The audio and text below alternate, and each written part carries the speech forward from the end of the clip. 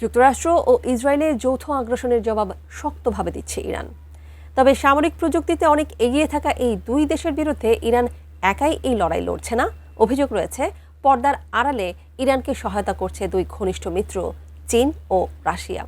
কিন্তু ইরানকে কিভাবে সহায়তা করছে এই দুই দেশ, এই নিয়ে বিস্তারিত শিহাব ইসলামের ডেস্ক রিপোর্টে।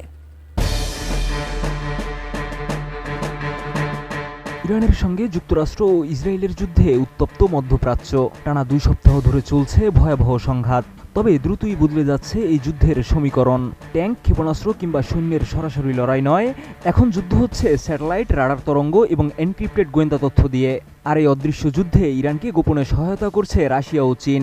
এমনই এক চাঞ্চল্যকর দাবি উঠেছে মার্কিন সংবাদ মাধ্যমে। ওয়াশিংটন পোস্ট 3 জন জ্যেষ্ঠ কর্মকর্তার বরাত দিয়ে জানিয়েছে, রাশিয়া নাকি ইরানকে মধ্যপ্রাচ্যে মোতায়েন মার্কিন যুদ্ধজাহাজ ও যুদ্ধবিমানের সুনির্দিষ্ট অবস্থানের তথ্য দিচ্ছে। যদিও রুশ প্রেসিডেন্ট ভ্লাদিমির পুতিন এই অভিযোগ অস্বীকার করেছেন। তবে বিশ্লেষকরা বলছেন, আধুনিক যুদ্ধে গোয়েন্দা তথ্য এখন সবচেয়ে শক্তিশালী অস্ত্র। সাবেক সিআইএ কর্মকর্তা ব্রুস রিডেলের ভাষায়, অনেক সময় একটি সঠিক তথ্য গুলির চেয়েও বেশি মূল্যবান। উন্নত মানের কাঁচামাল, আরআইএল অ্যাঙ্গেল এন্ড চ্যানেল। এখন কাঠের দিন শেষ, আরআইএল-এর বাংলাদেশ।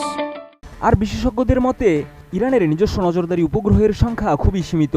কিন্তু রাশিয়ার উন্নত স্যাটেলাইট নেটওয়ার্কে সীমাবদ্ধতা অনেকটা দূর করেছে। কানোপাস ভি নামের একটি উপগ্রহ ইরানের হাতে তুলে দেওয়া হয়েছে, যার নাম দেওয়া হয়েছে খৈয়াম।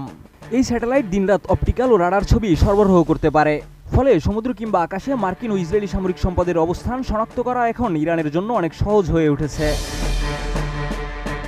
পেন্টাগনের কর্মকর্তারা জানিয়েছেন, সাম্প্রতিক কিছু ইরানি হামলায় এমন মার্কিন স্থাপনাকে লক্ষ্য করা হয়েছে যার অবস্থান কোনো প্রকাশ্য মানচিত্রে নেই। উদাহরণ হিসেবে কুয়েতে একটি মার্কিন সামরিক স্থাপনায় ড্রোন হামলার কথা উল্লেখ করা হয়েছে, যেখানে কয়েকজন মার্কিন সেনা নিহত হয়েছিলেন।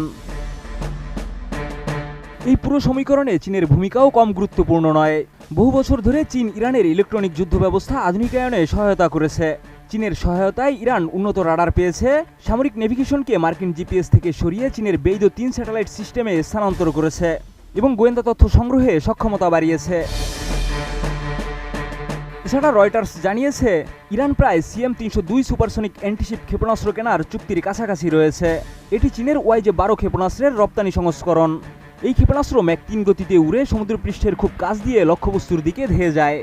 ফলে বড় যুদ্ধজাহাজ, এমনকি মার্কিন বিমানবাহী রণতরীও প্রতিক্রিয়া জানানোর সময় খুব কম পায়। এজন্য অনেক বিশ্লেষক একে ক্যারিয়ার কিলার বলছেন। শিহাব ইসলাম, ATN নিউজ।